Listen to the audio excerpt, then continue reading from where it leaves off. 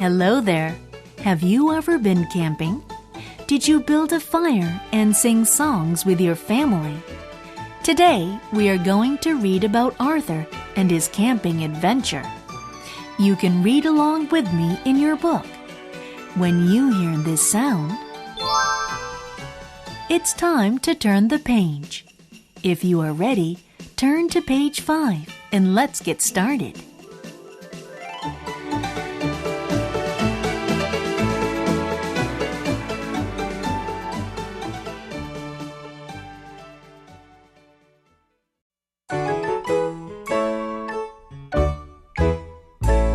Chapter 1.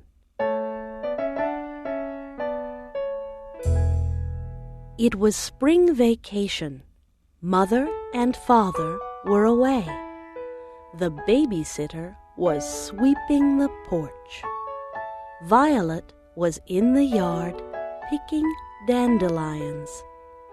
Arthur was lying on the grass. "Come look at this bug," said Violet. "It looks like a twig." "It's a walking stick," said Arthur. "We studied them in science." Arthur yawned and rolled over. "I wish I had something to do." "I will tell you what you can do," called the babysitter. "You can clean up the yard." "That's nothing to do," said Arthur. "Yes, it is," said the babysitter. "You can pick up all the broken branches and twigs." "But not my walking stick twig," said Violet. "He will not know the difference," said Arthur. "He might," said Violet. "No, he won't," said Arthur. "You never studied science, so you don't know." "Yes, I did," said Violet. "My teacher put some cocoons in glass jars. After a while, moths came out." "That's baby science," said Arthur. "I mean real science, like going on field trips and collecting specimens." "How about collecting some trash specimens?" said the babysitter. She gave Arthur a big trash bag. "Phooey," said Arthur. "Why can't I do something fun?" Arthur started to clean up the yard. He picked up branches and twigs. He picked up an old gum wrapper. He picked up a Cracker Jack box. Inside the box was a big black ant. It was carrying a piece of Cracker Jack. "Look, Violet," said Arthur. "Here is a worker ant, just like we studied in science." Violet looked at the ant. "I thought you studied specimens," she said. "An ant is a specimen," said Arthur. "Our class goes on field trips to collect them." "Oh, boy! I just got a great idea. I am going to do something fun.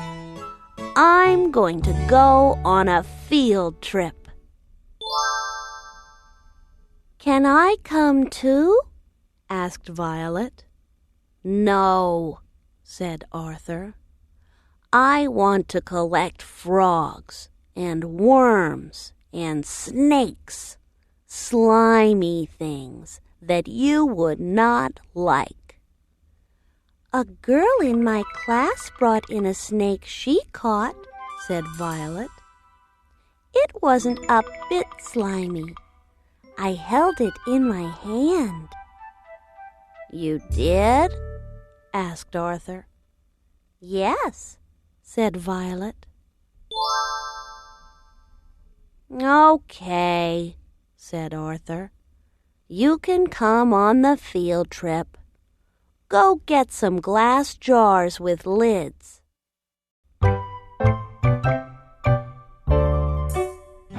Chapter 2.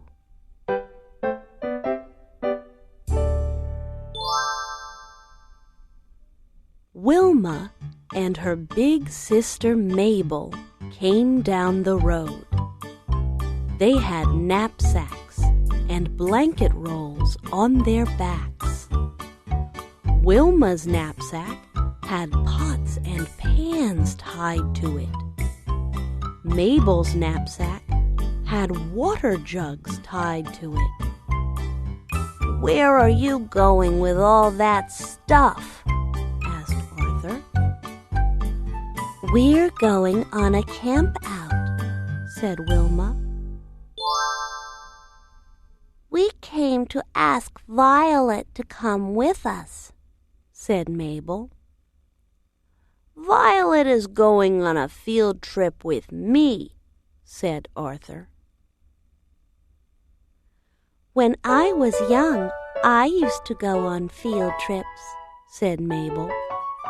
"They are okay, but camping out is more fun."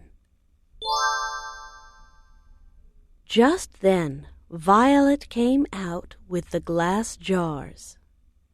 "We're going on a camp out in the woods behind your house," said Mabel. "We're going to build a fire and cook hot dogs and toast marshmallows and tell ghost stories and sing songs. Do you want to come?" "Can Arthur come too?" asked Violet. "Arthur is going on a field trip," said Mabel. "Aren't you, Arthur?" "Oh, I don't know," said Arthur. "Maybe I should go on your camp out. Then I could protect you in the woods at night." "Huh," said Mabel. "I'm in charge of this camp out. I don't need anyone to protect me. You're not even old enough to build a campfire. Come on, Violet. Go get your knapsack and a blanket roll. We will have lots of fun without Arthur." "Who wants to go on a camp out with a bunch of girls?" said Arthur. "I'm going on a field trip to collect specimens, and maybe I will camp out overnight all by myself." Chapter 3. Arthur packed his pajamas and his toothbrush. He packed glass jars for specimens. Then he went to the kitchen for food. "My goodness," said the babysitter. "The woods behind the house will be full of campers tonight. Here are 2 peanut butter and jelly sandwiches, a banana, an orange, and a thermos of milk," she said. "Come home if you get lonely." "I'm not afraid of being alone in the woods," said Arthur. Arthur went out to the yard. He climbed over the stone wall and followed the path into the woods. After a while, he came to a brook. Splash! A frog jumped into the brook. "Oh, boy, my first specimen," said Arthur. The frog hopped onto a stone. Arthur hopped after the frog. The stone was slippery, and Arthur slipped, splash, right into the water. The frog hopped away. "Phooey," said Arthur. He climbed out of the brook. His clothes were wet. His knapsack was wet, and his blanket roll was wet. It was getting dark, and he tripped over the roots of a tree. "I wish I had a flashlight," said Arthur. Then he saw a little glimmer, and another, and another. "Lightning bugs!" cried Arthur. "I will use them for light." He took out his glass jar and tried to catch one. It flew into a briar bush. Arthur dove in after it. Thorns tore his clothes, and prickers pricked his fingers. "Yow!" yelled Arthur, and he dropped the jar. He dug around under the bush till he felt something round and smooth. "I found it!" cried Arthur, and he pulled it up. "Hiss! A snake!" yelled Arthur. He dropped the snake and ran. Low-hanging branches slapped at Arthur's face. Vines tangled in the straps of his knapsack. Arthur pulled off his knapsack. He held it in front of his face so he could run faster. Suddenly, he heard whoosh. "Who's there?" called Arthur. Something swooped low over his head. Something zoomed past his nose. Then something squeaked near his ear. "Bats!" yelled Arthur. He dropped his knapsack and ran as fast as he could.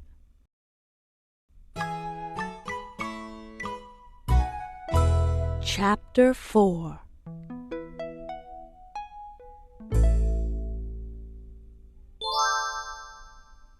After a while, Arthur stopped to catch his breath. It was very quiet. A pond shimmered in the moonlight. Arthur sat down at the edge of the pond. He was tired, he was wet, and he was hungry. "This is a good place to camp," said Arthur. "But now I don't have anything to camp with. I wish I had something to eat," he said. "Maybe if I go to sleep, I won't know I'm hungry." Arthur made a little nest in some dry leaves. He was just nodding off when buzz, a mosquito buzzed near his ear. Arthur slapped at the mosquito. Another one bit him on the nose. Then another mosquito bit his foot, and another stung his hand. "It's my wet clothes," said Arthur.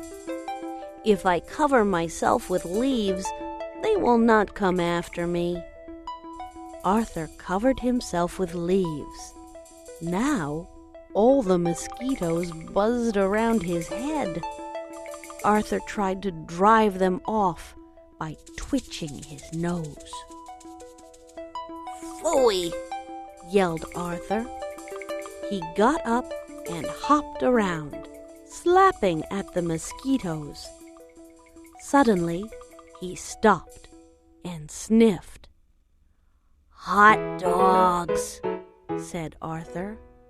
"I smell hot dogs." Arthur closed his eyes and sniffed some more. "Oh, I'm so hungry." Arthur's stomach started to grumble. It grumbled so loudly he could hardly hear the singing that drifted across the pond. "It's the girls at their camp-out," said Arthur. "Maybe I can sneak up and find part of a hot dog someone dropped." Arthur ran around to the other side of the pond. Arthur snuck up to the girls. He crouched down in the shadows. The girls were sitting around the campfire. They were roasting hot dogs and singing, "Here comes Mr. Fuzzy Bat, you buzzy insects better scat. Bats fly low and bats fly high, flitting through the nighttime sky." Arthur's stomach grumbled. "What was that?" asked Wilma. Arthur stumbled out of the shadows. "Bats!" he cried. "Why are you singing about bats? A whole bunch of bats came after me and tried to bite me, and I lost my knapsack and all my camping stuff, and I don't have anything to eat, and I'm hungry." "My goodness, Arthur," said Mabel. "You do look like something came after you." "It could not be bats," said Violet. "Bats don't hurt you. Bats are good. Bats eat insects like mosquitoes, and they spread pollen so more flowers will grow." "How do you know?" asked Arthur.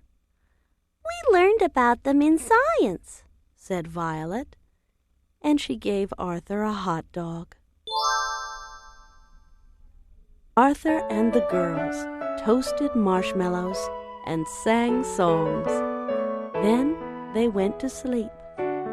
Arthur dreamed about bats, thin and fat bats, small and tall bats. They were all friendly. In the morning, Arthur said, "I dreamed about bats. They told me where to find my knapsack." Arthur did find his knapsack. It was where the bats said it would be. When the campers came home, there was a big sign over the porch that said, "Welcome home, campers." The babysitter made stacks of pancakes with lots of syrup for breakfast. Arthur and Violet and Wilma and Mabel sat on the porch under the sign and ate them all up.